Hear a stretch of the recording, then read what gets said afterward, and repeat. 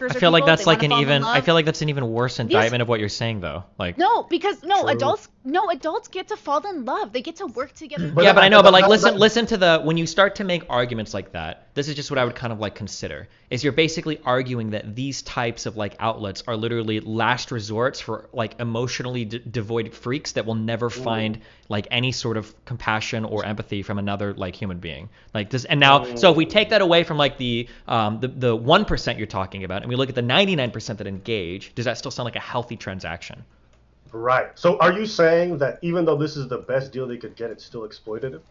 It's not necessarily, well, in one sense, it could be seen as exploitative, and then in another sense, because I can't say 100%. There might be some people that engage with it, right? But it feels like it lends itself hardcore to exploitation, and then it feels like it lends itself towards like an unhealthy engagement that these men are going to have then with women in the future, if like the only I would say even beyond sex work, I think there's even content creators who, either playing on the fact that, like, I don't think you have to reveal the fact that you're in a relationship or not, but when you play on the fact that you're potentially single, and then kind of like almost hinting at the audience and your availability and your like livelihood and doing all this stuff, I wouldn't be as severe with that. But I do think when it comes to sex work and the way that a lot of I've seen the messages go across, that there is a one-sided dynamic in which one's paying for a service that is inherently leading to them having a bad outcome. Yeah, like, it's a little funny because nobody.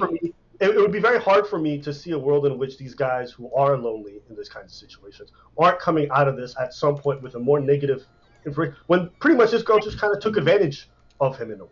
Yeah, it's funny because nobody brought this up, but like nobody seemed to have a problem that Amaranth essentially was lying the entire time about being single, but she was like capitalizing on that. People definitely brought it up.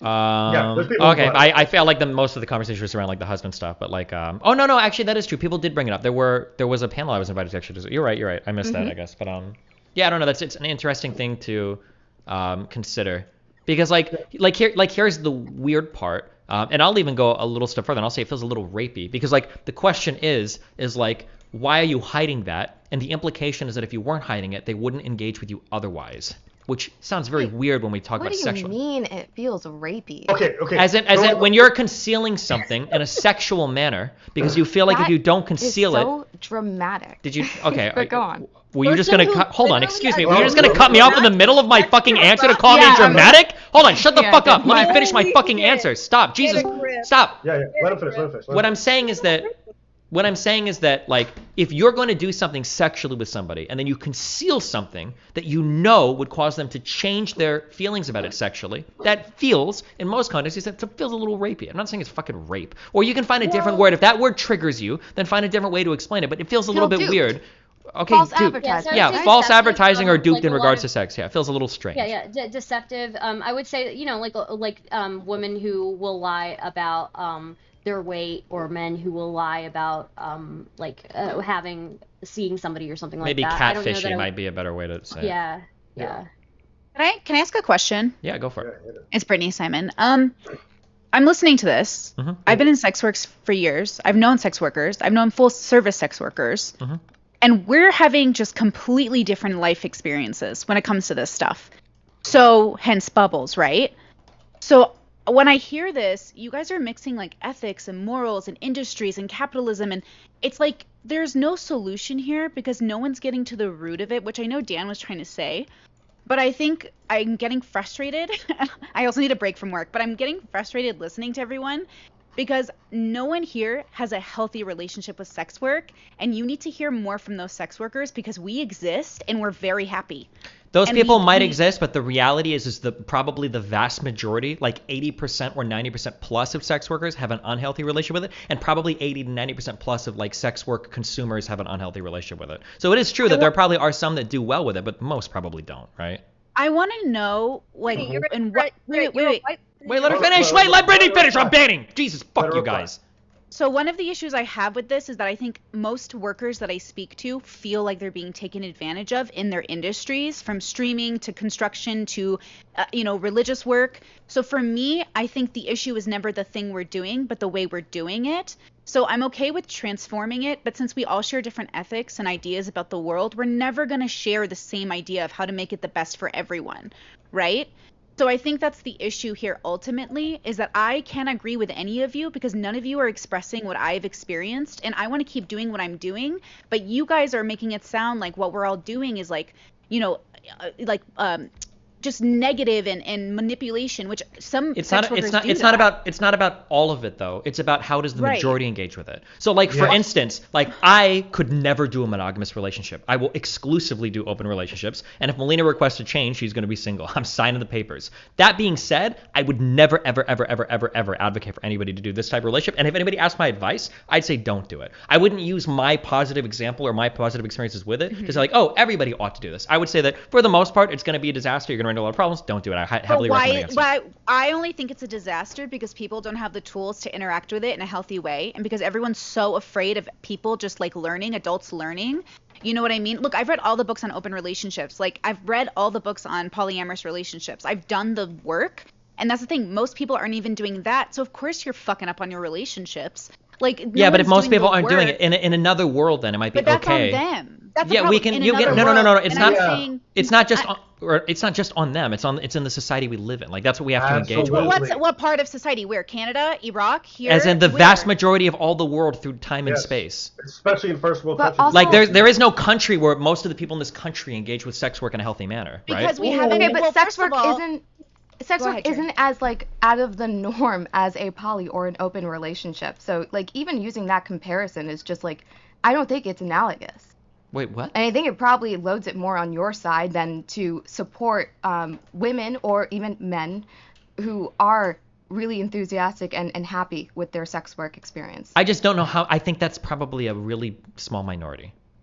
Well, that's the problem. Like, it's only a minority because a majority they don't even have access to the idea that they can be poly ethically or, oh my gosh, sex work ethically. I never thought about it before. So that's why advocates try to tell people you can do it another way, right? You don't have to do it this way, but the system might still be against you because the system is anti-sex work. It's not even when they try to help sex workers, they always mess it up. So I'm saying no one's helping here. If we're going to demonize and look, this is your one life on earth. And if you don't think consensual adults can have consensual relationships with one another, as if the clients don't know it's a fantasy. Yes, some clients don't know, but most, or at least most know it because they're paying for it. It's a fantasy like video games. If they have a cognitive dissonance with it, that's fair, but that's on them, right? Okay. So wait, let me just ask one more thing. Just real quick. Steven, do you think that when it comes to sex worker experience in a time where people don't really like women's like financial security and independence, don't you feel like at this moment that the negative stories are going to be heavily like put on a pedestal as compared to like positive stories?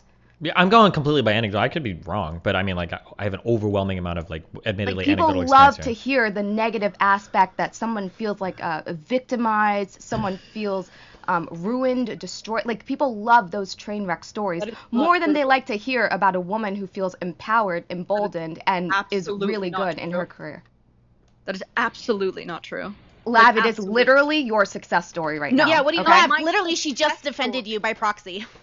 No, she didn't. That is not my success story. I built a platform before I ever talked about I've been getting more pushback than I ever have in my fucking career talking about this. I've put shit on the line that I did not have to put on the line. People on the fucking left were bolstering me up every single fucking second of the day when I said that I loved sex work, when I said that I loved my job. People started fucking hating me when I started to bring up criticism of sex work. Okay, so here's what the fuck you're talking about. That's not the conversation we're even talking about here. Yes, that is the conversation you were just talking about. What? Okay. We're gonna just take a breather because I don't want this to be another like as a hypocrite. Sorry. Wait, no one was even bringing that up. Wait. Oh, the energy was there. She literally just insinuating that. Don't even do that. So, I think what I was gonna ask before is that I understand what you're saying in regards to a lot of people don't have a good understanding of sex work or don't know how to engage with it ethically or to do it right, and so the problem is in the people engaging with the tool itself.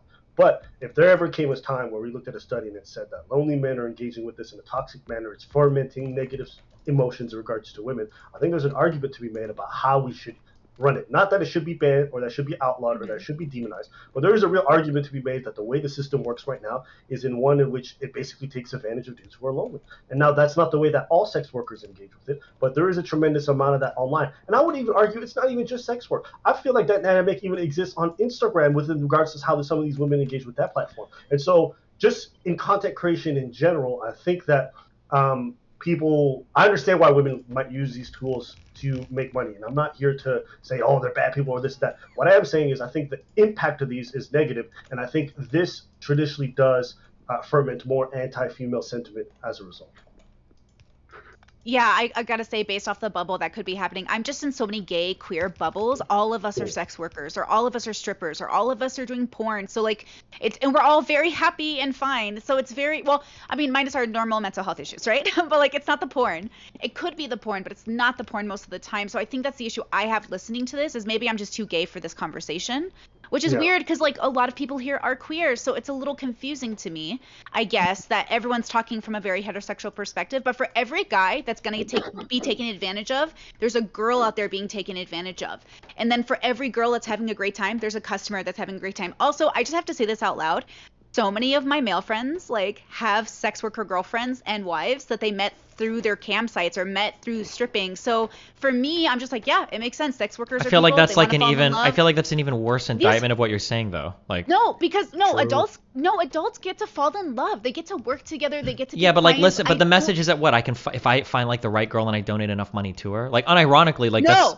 So that's where the mental health comes in. So the issue is you can't go to your therapist and think you're going to marry them. You can't go to your doctor and think you're going to marry them. Who goes to their Walmart? Yeah, but that happens, right? That's the issue. No. And that's what people are hoping will happen. No, it's not that, because what you're describing, Brittany, is a bit different. It's not like going to your therapist and think you're going to marry them. When they're talking with these sex workers, there's a lot of flirtation going back and forth. There's an implicit thing of like, ooh, you might get to see more of me. You get to so that's not the same as going to your therapist and think you're going to fall in love. These women don't just happen to exist and then these dudes fall for them. They're playing into that to make money. Well, I agree 100%. There are bubbles where this is happening, but I think those people want it. I think the men are but they don't want the game. No, I disagree. I think they are cognitive adults that are paying money to a woman they've never met and assuming something of her, which is their own projection onto her. It is, and she, yes, Abba, she plays into it because she's making money, which is the game. I know so many full service sex workers, and their customers will be so upset if those women were honest with them because it would ruin the fantasy. So for every angry man, there's a client that needs that. So you have to go to the right sex worker as a customer to find what you actually want. Does that make sense? Everything you're saying makes sense. I just don't think we agree that it's happening as much as you're saying. Like, I understand that there might be some people that feel that way, but I would estimate that this is like, you're talking about like the 2% of like people that engage with it. Okay, but hold up. You don't see the Amouranth situation in which she's intentionally doing this in order to maximize profits? Like, it's not that they might be upset and they might unsubscribe if they found out the truth. Well, good. They should be privy of this information, because the way that the relationship works is that she gets to siphon money out of them so long as she engages in deceptive practice. One can argue that yes, these men would get upset if they learned the truth, and the truth should still be told. The issue is not whether or not they want the lie or whatever. The thing is this ethical, because you're using this as a means to make money? Does that make sense? Yeah, I feel like it's more than ethical, because I know YouTubers who don't even tell people they have families. They tell people totally different things in public. So but their income isn't contingent though on the other people knowing. But it kind of is, because their content is predicated on the person they're presenting, and the audience is falling in love with that person. Yeah, but generally, if you were saying okay, so here's an example of that could be bad, but it's so hard to draw an analogy. If I was on stream saying some shit like, man, I don't have kids and I really wish I could like adopt somebody, like I wonder how young my audience is, that's what would make it comparable, right? Because just saying like, oh, you fall in love with this person who doesn't tell you about my family is a lot different than me like sexting with you, being like, oh, it'd be cool if we could be together and blah blah blah blah blah, and you think I'm single. That's a way different thing. So the girlfriend experience, depending on how you GFE shit is customer, like, right. If a woman literally like, the man does not understand what's happening, that's for Brittany super unethical. But the problem is like, I know too many of these men. I am a sex worker. They talk to me. They want it. So that's why I don't engage in it, because I can't tell what's going on. It's too confusing for me. I don't want them to misunderstand what I'm doing. I don't want to be their girlfriend. But like, that happens. I was on Kyla's dating show, and this guy slid into my DMs via the show, and I said, you cannot use the show to slide into my DMs.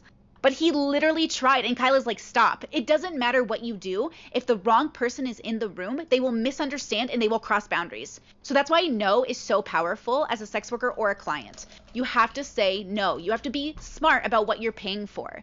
I'm trying to give agency to people. I know I'm talking for a minority. I'm saying I understand the system is broke. The majority is suffering. And I'm saying it's not helping because these solutions are just the same solutions. The anti-sex solution, the religious solution. I'm saying, what if education and reform was better? What if we gave sex workers and their clients options and then accepted that some toxic clients and some toxic sex workers just exist? Like I mean, like, I, the problem is what the natural inclination of like humans are, and if that could be overcome with some level of education. So like, all right, bye. Remember to hit that like and subscribe, and don't forget the notification bell so that my videos show up right in your feed.